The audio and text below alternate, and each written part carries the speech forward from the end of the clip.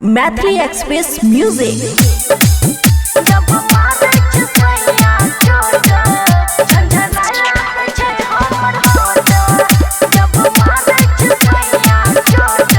खुशी recording studio Baluaha. दू बजे रतिया के लागल रहै छै, उहे खातिर हरदम पागल रहै छै।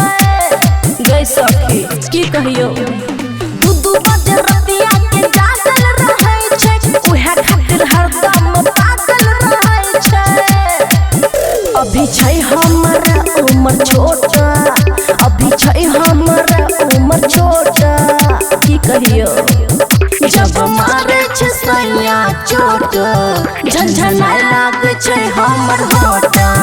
जब मारे छै सैया चोट, झनझनाय लागे छै हमर होठ।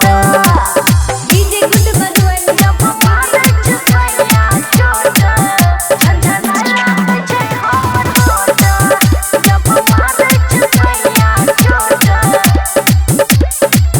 हे गया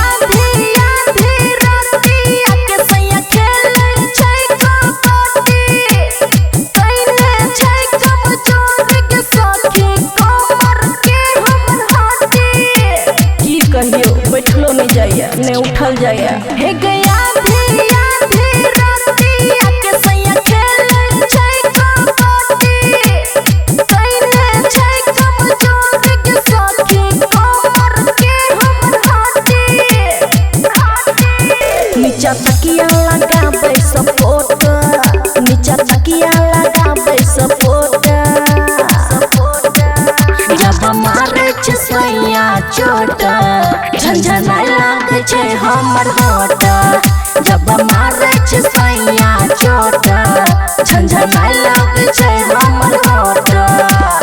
डीजे गुड बजवन जब मारे छै सैया चोट, झनझनाय लागे छै हमर होठ। जब मारे छै सैया चोट, ओ मनवा की देवरा हमसे रहैया खूब दूर। खुशियाँ तब छै गे नारी काचे नर लग तोर।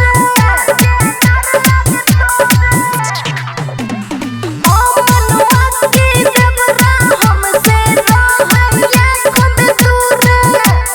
खुशियाँ तब छै गे नारी काचे नर लग तोर।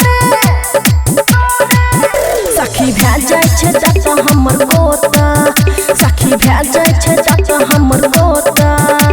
बुझलो हो, जब मारे छै सैया चोट, झनझनाय लागे छै हमर होठ। जब मारे छै मुनसा चोट, झनझनाय लागे छै हमर होठ। बाप रे बाप। खुशी रिकॉर्डिंग स्टूडियो बलुआहा।